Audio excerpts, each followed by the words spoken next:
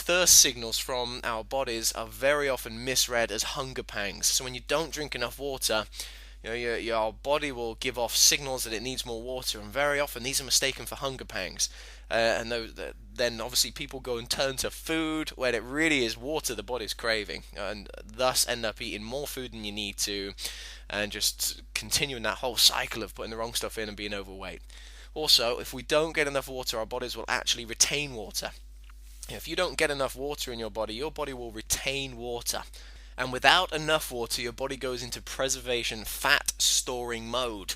So if your body doesn't have enough water, it will actually start storing water. And that water is used to, flush the acid out. So the water is taken to the tissues to flush the acid out of the system through urination and perspiration and other things. So if you don't get enough water, your body will simply go into fat storing mode.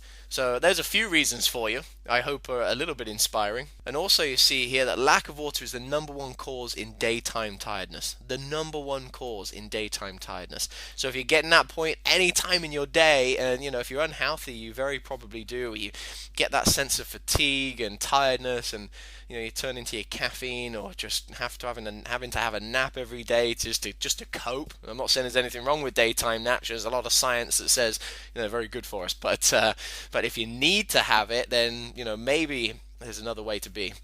And you see here, I've quoted Dr. Young on this next part. The average adult loses about 2.5 to 3 liters of fluid a day. 2.5 to 3 liters a day through sweating, breathing, urinating, moving, even sleeping, and the body becomes dehydrated if it isn't replaced. That's Dr. Robert O. Young, and I'd strongly recommend looking him up if you want to find out a little bit more. I want to keep this series of lessons for you reasonably simple. If you're interested in the science and the backing of it more, I strongly recommend Dr. Young as one of the best sources on the planet in terms of the science and the backup, and understanding everything at the scientific level of really what's going on. But for this, I just want to keep it simple. So you can see there, 2.5 to 3 liters a day. That's the average human body. So Tim, I hear you asking, you've still not told me how much I should be drinking. Here it is. Absolute bare minimum. Bare minimum. You should be drinking 4 liters per day. Think about it. If your body's losing 2.5 to 3 liters a day just through base movement, just as an average, you really need to be drinking more than that top end limit, more than 3 liters. 4 liters is your absolute bare minimum to give your body what it needs and to allow it to have all of its needs, to use the water to flush acidic waste out. And it's the acidic waste, if you remember from earlier steps, that's keeping you overweight. It's making your body store fat. It's this excess acid. So you need to be giving your body enough water just to run its basic processes.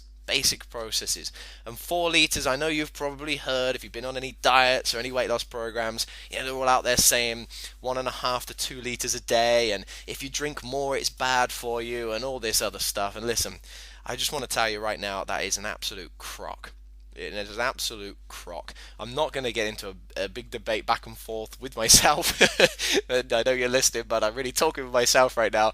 I'm not going to go through in depth about why it's a crock, but trust me, this information really comes from the most forward-thinking, incredible human beings on the planet who aren't just guessing. A lot of the stuff out there, a lot of the diet information, a lot of nutritionists, they're just repeating what they've been told of things that are very outdated now. Imagine something that science was discovering and uncovering 20, 30 years ago, and there's a lot of nutritionists and people out there still promoting the exact same things. Listen, times change, we discover more. Very forward-thinking, innovative, incredible human beings keep pushing the boundaries. They keep studying. Obviously, the scientists put into practice and really understand our human body in different ways at different levels. And as a result, the recommendations for healthy living and losing weight start to shift a little bit. What was thought to be true 20, 30 years ago, we now know isn't.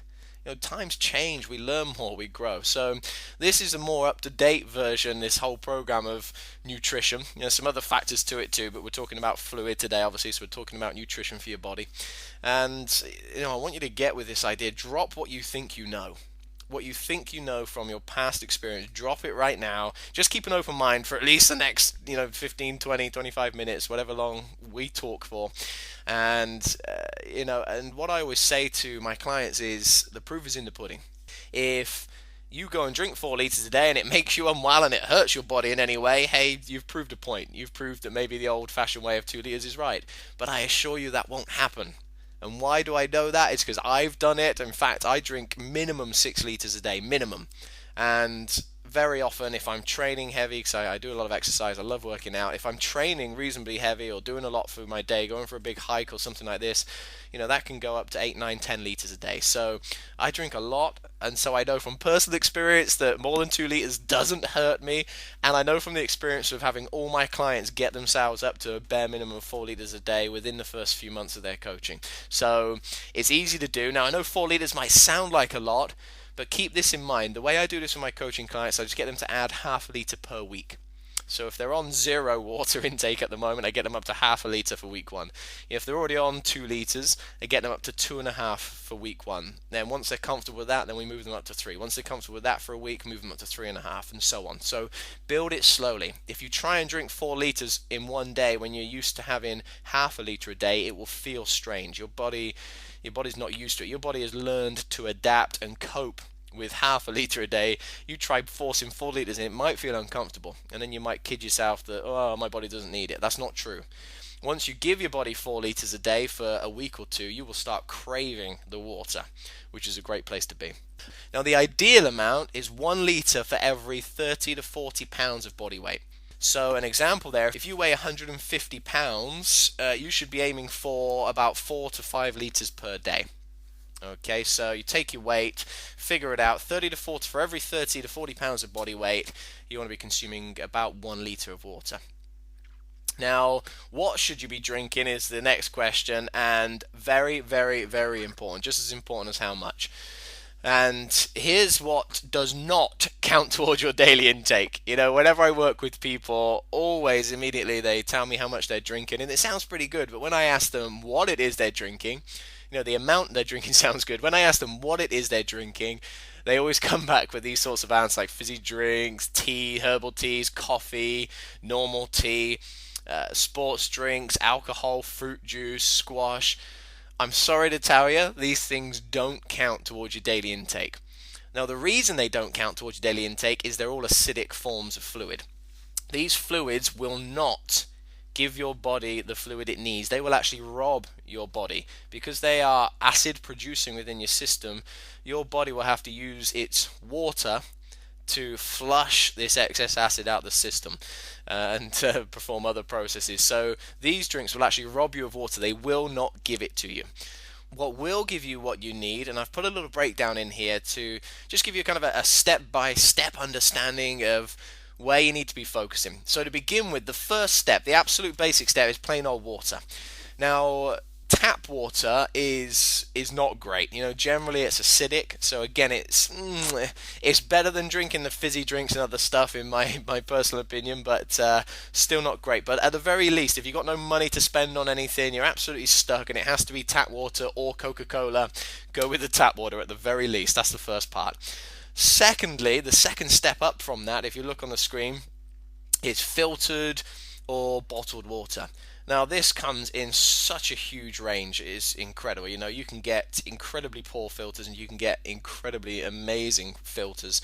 And the same with bottled water. A lot of it's actually still acidic. Some of it you can get which is, got a really high pH and it's great for you. So it really varies. But second stage, move up from tap water. You should at least be getting to this step 2, which is getting filtered water. Get yourself a decent filter or bottled water. The third part, again, if you look on the screen, you can see is having that filtered or finding a good source of bottled water and then making additions to it. And you see I've put a couple of things here. One is, or a couple there are really simple and quite cheap as well. So you've got like fresh lemon or fresh lime juice. Contrary to the belief that they are acidic within the body, lemon and lime juice, fresh lemon and lime juice, so you squeeze it, stick it straight into your filtered or bottled water. These actually have an alkaline effect on the body when ingested. So this will give your body what it needs at a higher level. Also, you see I've put there pH drops. You can actually buy these, and they're just little droplets. You drop this pH drops into your water, and it will increase the pH of your water because it's full of great elements and good alkalizing elements that increase the pH of the water and make it much healthier for you to drink.